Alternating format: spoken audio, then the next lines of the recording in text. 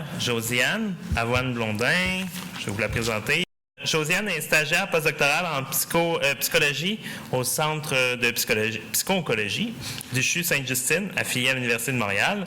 Dans le cadre de son postdoctorat, supervisé par Dr Michel Duval et Serge Sultan de l'Université de Montréal, elle s'intéresse à la qualité de vie des enfants atteints de cancer en contexte de soins palliatifs.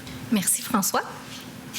Donc, je suis vraiment ravie d'être ici aujourd'hui pour vous présenter mon projet de recherche qui porte sur le développement d'un instrument de qualité de vie auprès des enfants atteints de cancer avancé en contexte de soins palliatifs, en fait. Alors, je me concentre sur la population d'enfants de cancer parce qu'en fait, ils représentent 20 à 30 du groupe de population ciblé par les soins palliatifs pédiatriques quand on regarde là, selon les normes de soins palliatifs pédiatriques au Québec. Et donc, dans le contexte où est-ce que il y a des décisions complexes qui sont à prendre, il y a des soins complexes aussi à mettre en place, les soins palliatifs vont s'assurer de maintenir et d'améliorer la qualité de vie de l'enfant tout au long des soins jusqu'à la fin de la vie, et on le sait au niveau du deuil des parents aussi par la suite. Par contre, qu'est-ce que la qualité de vie dans ce contexte spécifique-là? Bien, en fait, il y a un certain manque de données empiriques qui l'a montré. C'est-à-dire que, oui, la qualité de vie, on a plusieurs études, mais il y a une variabilité dans l'identification des dimensions. On se concentre surtout sur social, psychologique et physique, mais il y a d'autres domaines, puis il y a une besoin de clarification à ce niveau-là. Il y a aussi, au niveau des évaluations, des stratégies d'évaluation existantes, il y a un certain manque de spécificité.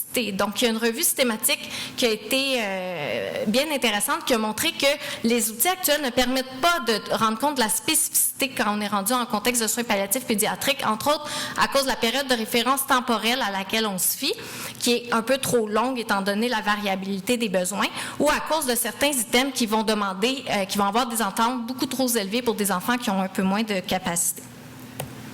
Alors, l'évaluation de la qualité de vie, elle est utile parce qu'elle va permettre le dialogue entre les soignants, entre le soignant et les patients.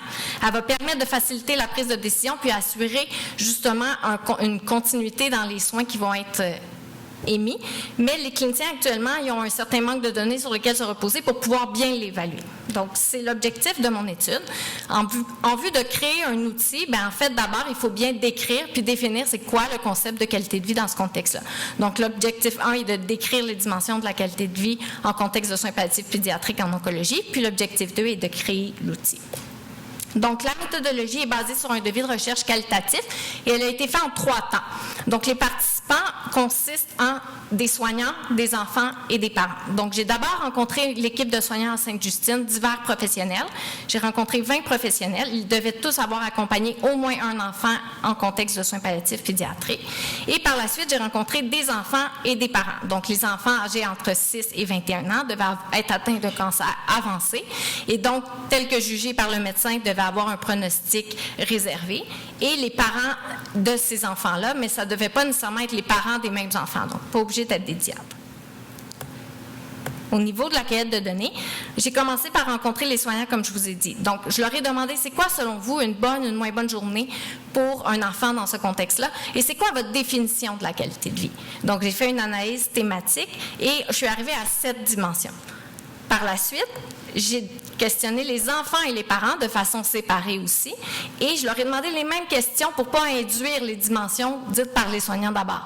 Donc, quelle est votre perspective d'emblée? Et par la suite, je leur ai présenté c'est quoi les dimensions que les soignants, eux, percevaient, afin de pouvoir valider puis m'assurer que je couvrais l'ensemble des dimensions pour la qualité de vie. J'ai fait une analyse thématique des données et j'en suis arrivée au résultat suivant. Donc, quand on met le tout ensemble, on arrive aux 7 dimensions suivantes. Les dimensions physique, psychologique et sociale qu'on est habitué, mais aussi l'autonomie, l'indépendance, la poursuite de réalisation, le plaisir et le sentiment d'être écouté et estimé. Et je dois vous dire que pour les enfants, la notion de plaisir, même si c'est le plus petit plaisir qui soit de souffler des bulles dans des bulles à savon, est vraiment important, puis il ne doit pas être négligé. Donc, l'objectif 2 est de créer l'outil. La définition maintenant, le concept maintenant précisé.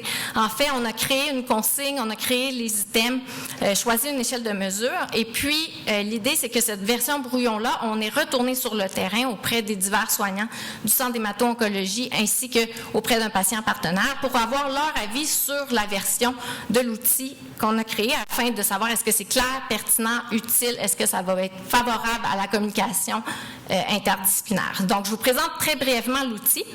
Donc, on a une consigne qui a appliqué une période temporelle plus courte. Donc, on demande au cours des 24 dernières heures, pouvez-vous répondre au questionnaire en pensant aux 24 dernières heures? Et l'idée est de pouvoir améliorer la fréquence pour assurer justement un suivi évolutif de la qualité de vie vu qu'elle est au cœur des soins dans ce contexte-là.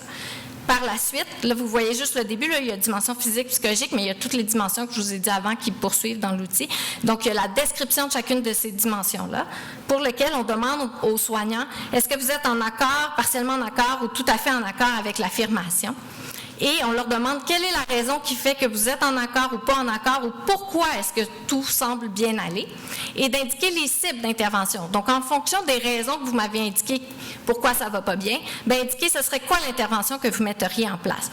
Et donc, à la fin, ils doivent relier l'ensemble des cotations qu'ils ont mis sur le diagramme étoilé pour pouvoir avoir la surface de qualité de vie du patient et pouvoir communiquer ensemble. Donc, en conclusion, l'idée, c'est d'avoir clarifié le concept qui a permis de voir qu'il n'y a pas juste une question de limite et de perte, mais il y a aussi tous les aspects positifs à considérer, favoriser un vocabulaire commun, puis que l'outil, bien, on souhaite qu'il puisse ouvrir la communication entre les soignants, mais aussi favoriser la communication avec le parent pour que tous puissent s'entendre pour des meilleurs soins.